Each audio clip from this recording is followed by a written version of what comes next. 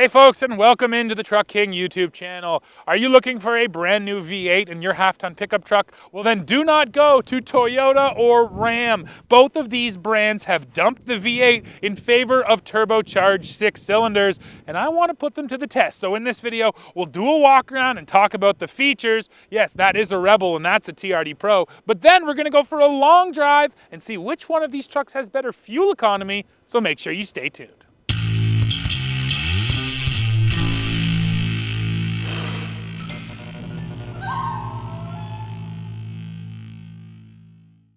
Let's start by looking at the powertrain. So over on my right at Ram, they have gone with a 3-liter inline 6 twin turbo engine, and right here it's making 420 horsepower and 469 pound-feet of torque sent through an 8-speed automatic transmission.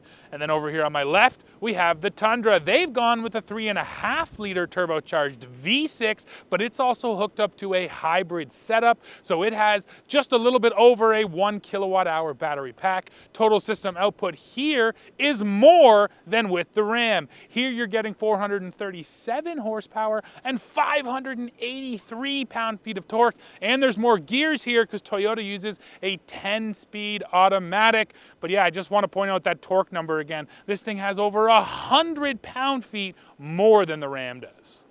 Let's talk Rebel versus TRD Pro right now, and actually these packages are fairly similar. They're both bringing along entirely revised suspension. From Ram, it's Bilstein suspension. Over at Toyota, they use Fox suspension. Now the Ram does have another upgrade, 4-corner air suspension. It's not standard on the Rebel, but we do have it here on our truck today.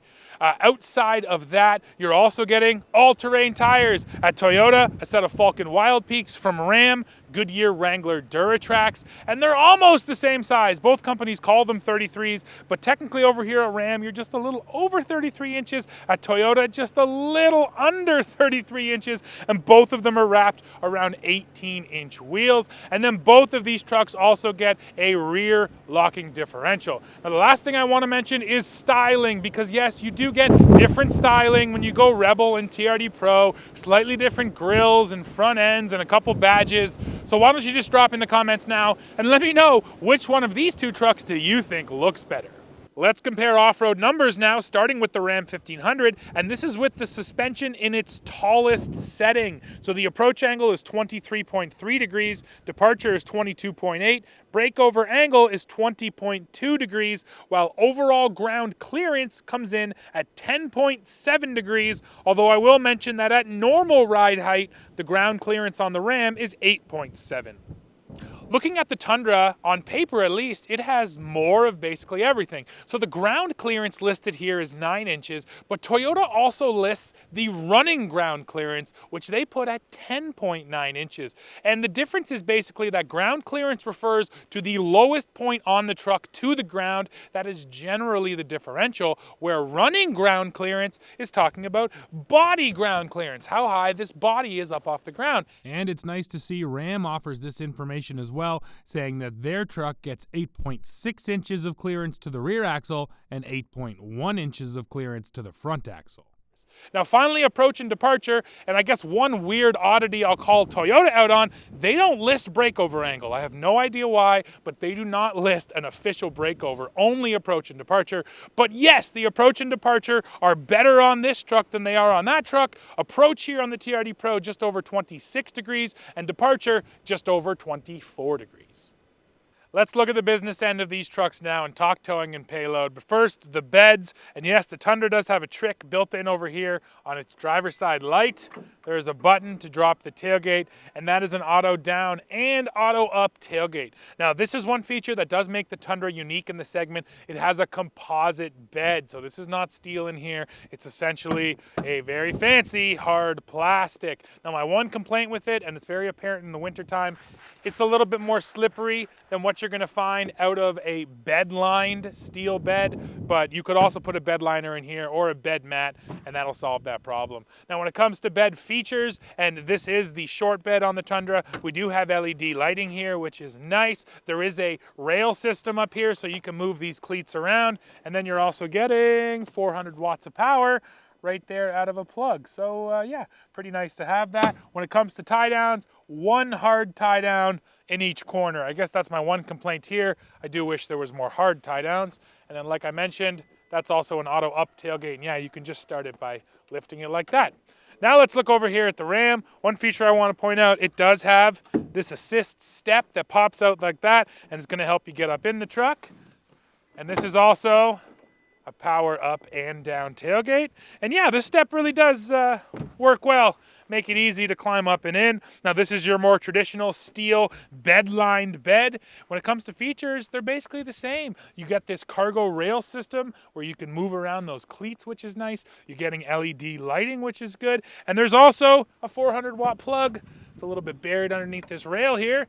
But yes, you also have power out of the bed of your Ram. And then when it comes to tie downs, also just one hard tie down in each corner. So yeah, the beds here are quite similar. And when you're done, simply lift and up it goes. Now talking towing and payload, the towing story here is very similar. Both of these trucks do just a hair over 11,000 pounds. And now let's look at the payload. First, the Ram. Talking about 1,340 pounds. Let's see if Toyota can beat it. And here on the TRD Pro, 1,200 pounds. So when it comes to payload, the Ram's getting just a little bit more.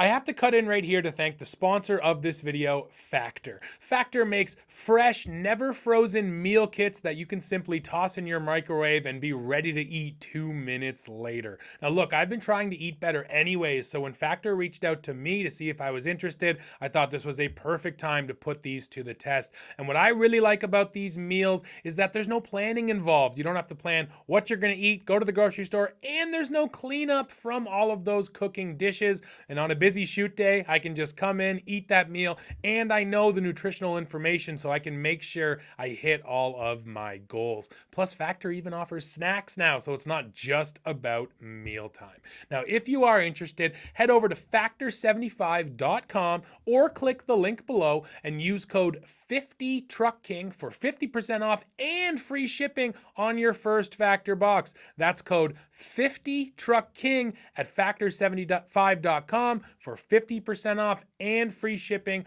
on that first Factor box. The Factor meals I had were delicious, and I like that convenience. So if you're looking for something like that, make sure you check out Factor.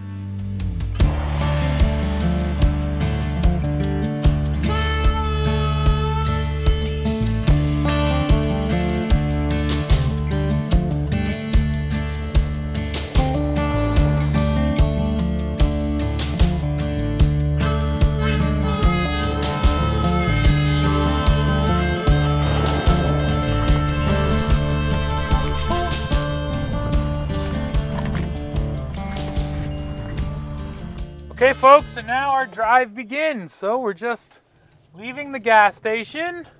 We fueled up both of these trucks and we're gonna go do 100 kilometers is gonna be our loop today. That is 62 miles roughly. We always try to get as close as we can, plus or minus a few. Now talking about conditions, it's finally a nice sunny day. It's not that cold, it is 1 degree Celsius, so just a little above freezing. And yes, it feels like winter's just about getting ready to leave us here in Southern Ontario. But that's the conditions for the drive. And it's gonna be a mixed drive. Right now, we're gonna be on secondary roads and secondary highways. The speed limit is generally 80 kilometers an hour. And then we're also gonna do a little bit on a 400 series highway. It's like an interstate where the speed limit's 100 kilometers an hour, but we're probably gonna be going closer to about 110 on the highway and somewhere around 90 kilometers an hour here on the side roads. I'll give you more details on that stuff when we're done the drive. Yeah, but for now, let's drive for a bit. And I am genuinely curious to see which one of these ends up being more efficient.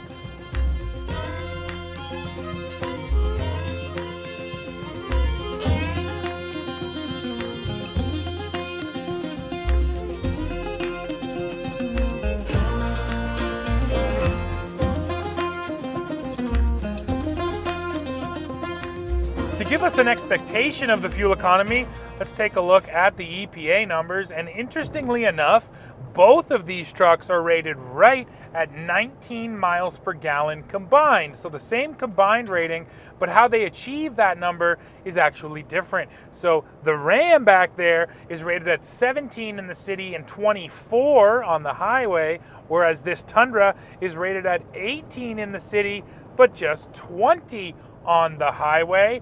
And I think that mostly has to do with the hybrid power plant.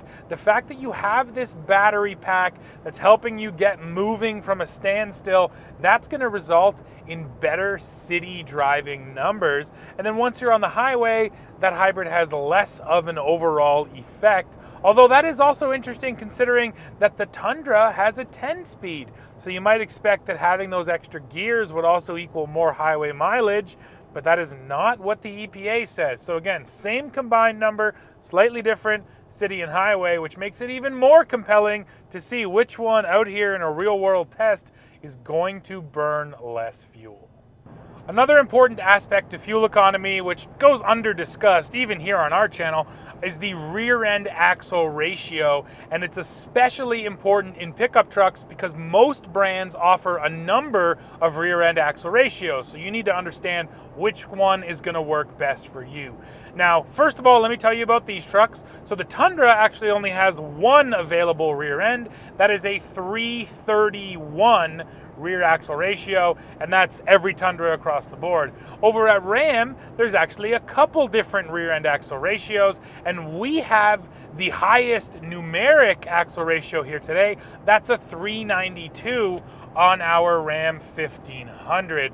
And now let me just talk to you about what that means. So the higher numeric rear end axle ratio, like a 392 compared to a 331, that is going to get you more torque at lower speeds. It's going to let you tap into that power quicker off the line. And then on the flip side, on the highway, you're going to be cruising at a higher overall RPM. And then the inverse is true.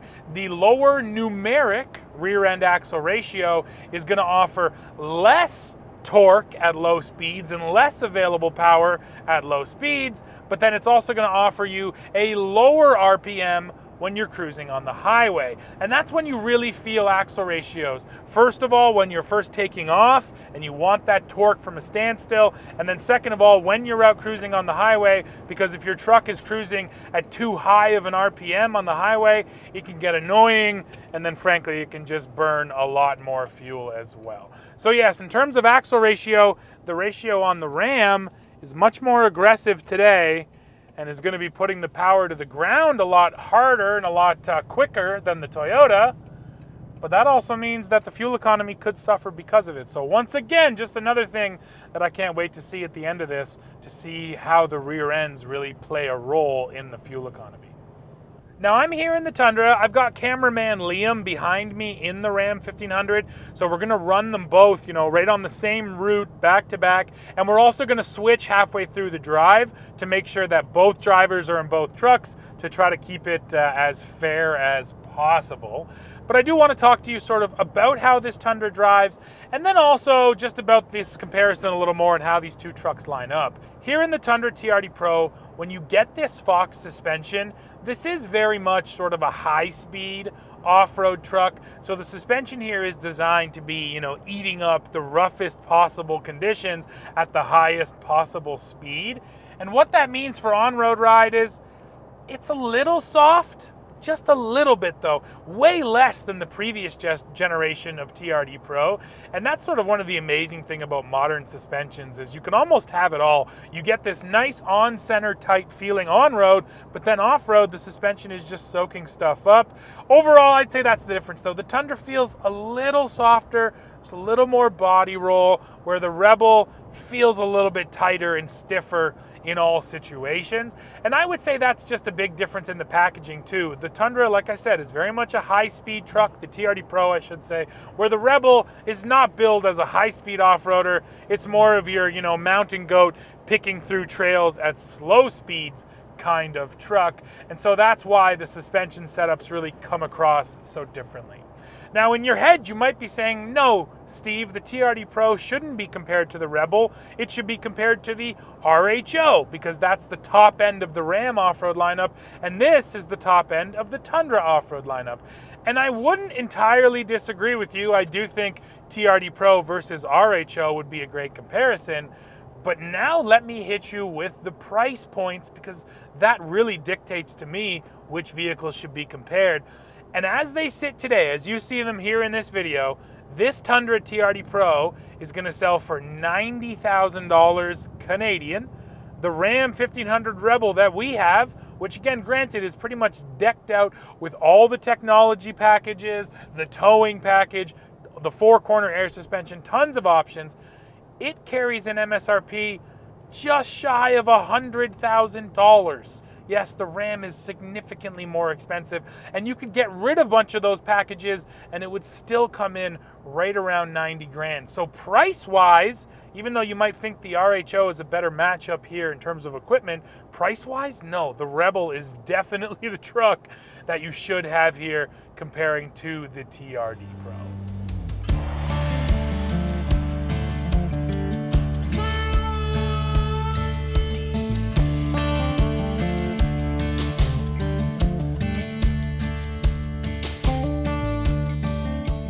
All right, folks, and truck switch time. That's 50 kilometers down. And now I'm gonna go hop in the Ram. Liam will come over, hop in the Tundra, and we'll finish up the drive. Oh, what a nice sunny day it is, finally.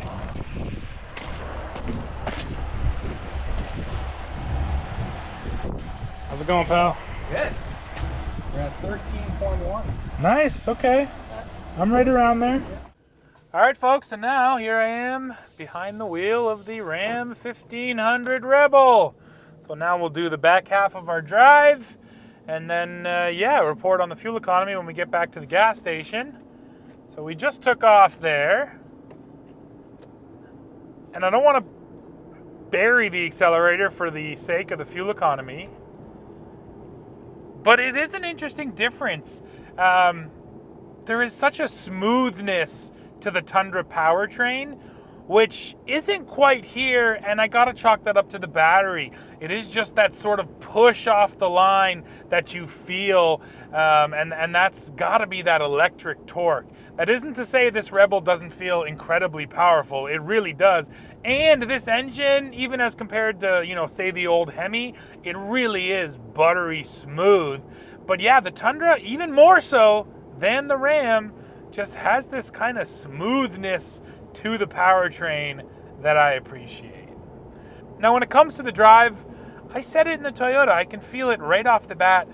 The Ram here, it's a little bit stiffer. It's also, there's just less body roll. It feels like it handles a bit better because everything just feels a bit tighter. But I know just from experience that once you get off-road, the TRD Pro is gonna feel better at speed especially. We actually had this exact Rebel just before the winter time and we took it off-road. You can see a clip from that video, and here's the link too if you want to go watch it. We had this truck off-road, and the other thing I commented on at the time is it's sort of a give and take with air suspension. Yes, the air suspension will give you more ground clearance for your body, which is ultimately better off-road. But once you put that airbag in its full height, it's actually quite a bit stiffer. So the suspension here is even stiffer than stock once you take it off-road and lift the body up. So that is the one glaring thing I have to say right off the bat, is the Tundra has this smoothness to the powertrain and the softness to the suspension, where the Ram over here, everything just feels kind of tight and a little bit stiff. The other major area that you're going to feel is different is the interior, of course. Now, this is the Rebel, but it does have all of the technology packages and the upgraded Rebel interior package. And I got to tell you, the interior here is gorgeous and subjective, of course, but I think this interior is straight up nicer than the interior in that Toyota. And Ram has been doing this for years now. Ram felt like the first brand to say, hey, just because it's a truck doesn't mean we can't make it ultra luxurious and really nice inside. And that's exactly what they've done here too. The great contrast stitching, all the different materials used in the centered stack, the knurled metal here next to these different textured plastics. It's beautiful. Toyota has a nice interior too. It's functional, but I think just from a look standpoint, everything here in the Ram looks nicer. And then I know I mentioned the price, and yes, the Ram feels expensive, but there are definitely more features here too that you're paying for. So you are getting more for the money. Things like a head-up display. I love having that head-up display. Things like the passenger side screen. Yes, the passenger in these Ram 1500s now gets their own screen in front of them, which is pretty cool. When it comes to mechanical things, we have a four-wheel drive auto setting here in the Ram that the Tundra does not have. And yeah, we've been driving in some snowy roads today.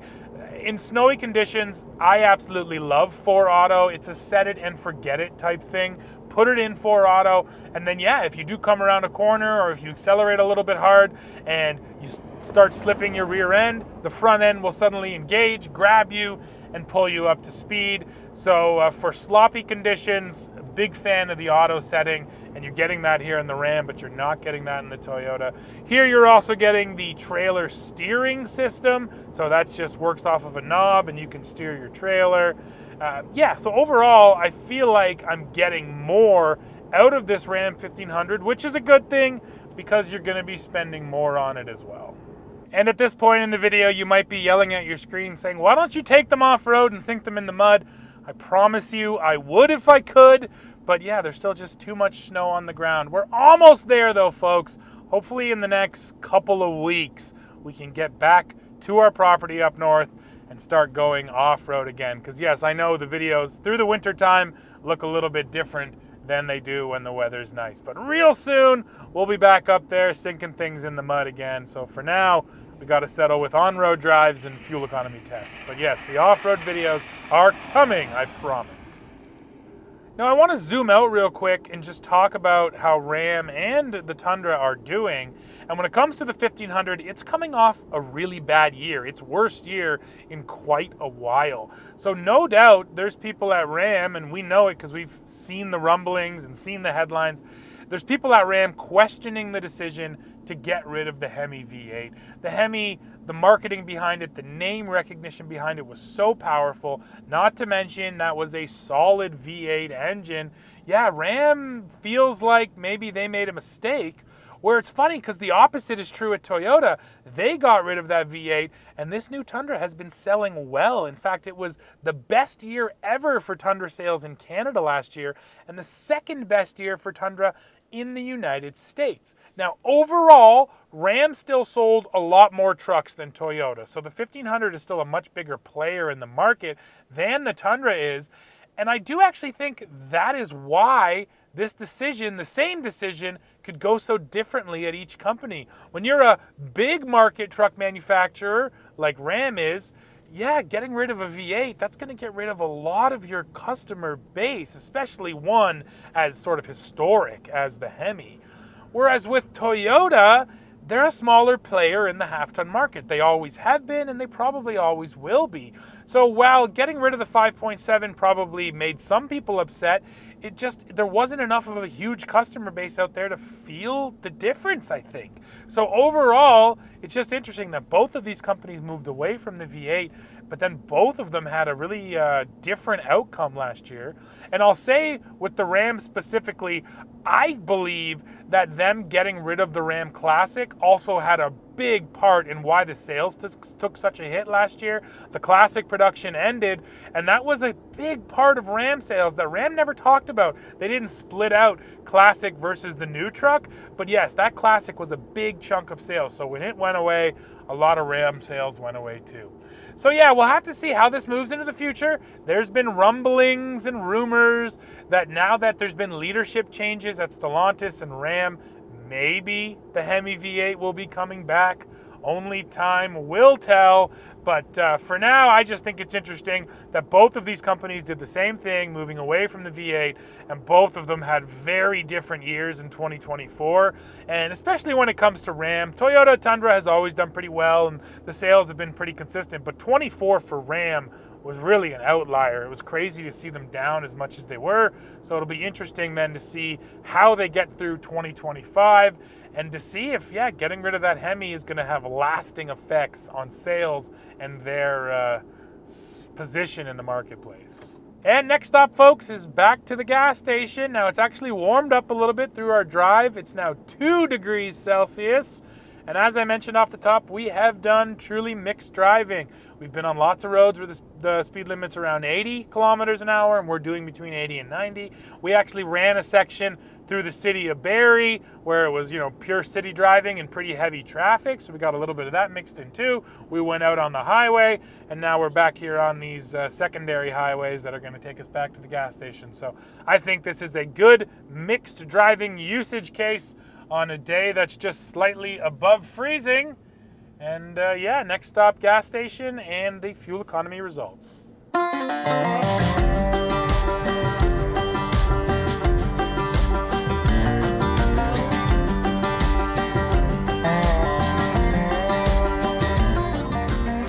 Alrighty, folks, and there you have it. We're pulling back into the gas station right here.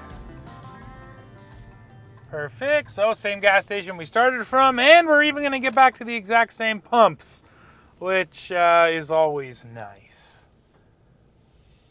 And now that we're pulling in, I'll throw it in park, and I will show you guys the real world numbers. So we did 107.1 kilometers, and we managed 12.7 liters per 100 here in the Ram, which feels okay for the amount of power that it's putting out, and definitely is less thirsty than the Hemi would have been on this drive.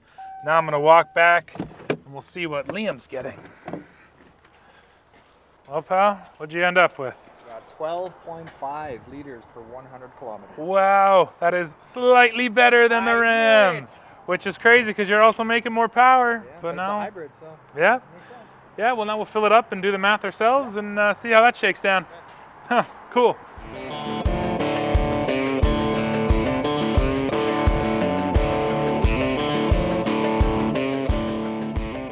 So we filled them both up. We use the 2-click method when filling. So you fill until the pump clicks once, you wait roughly 30 seconds, and then you go until the second click. And that is an attempt to keep this as scientific as possible, although no, I totally understand it is not scientific doing it this way. Still, it's nice to see the real world number compared to the computer number, and I always assume the actual number might be in between those. Anyways, let's start over here with the Tundra. So we take our 15.102 liters used, divide that by the distance, which was 107.1 kilometers, multiply by 100 to move that decimal, and you get 14.1 liters per 100 in the Tundra. So yes, according to the real world math, this thing was worse than what the computer said. And now we'll do the Ram. The Ram used 14.105 liters of fuel. We divide that by the distance, 107.1. You multiply that by 100. And according to the real world math, the Ram is actually 1 liter per 100 better at 13.1 liters per 100 kilometers. So, you know what? I think we can look at all of those numbers and sum them up pretty neatly. These trucks are very similar when it comes to fuel economy. The EPA already told us that they have the exact same combined rating, and after doing this test with both the computers and doing the math, the numbers are right there with each other. So yeah, you can assume you're going to be getting roughly the same numbers, but keep in mind, with those same fuel numbers, the Toyota is offering quite a bit more power, and I think that's really just the advantage of having this hybrid setup. Well, folks, we have arrived at the end of this video. Now, do I miss the 5.7 liter V8s that used to live under both of these hoods? Well, I definitely miss the sound and somewhat the feeling, but when it comes to overall power delivery and then of course fuel economy, these turbocharged 6s are just straight up better. Now when it comes to these two trucks as they sit here today, if I was laying my money down, I'd be going for a Tundra TRD Pro. It simply offers more power at a more affordable price point, and the fuel economy is basically the exact same. So yes, with that in mind, I'm definitely leaning Toyota. But now I need to hear from you. Drop it in the comments. Let me know which one of these two trucks you would buy. As always, while you're down there, don't forget to hit like, hit subscribe, hit join to become a member, and then come right back here to Truck King to see what we're testing next. See ya.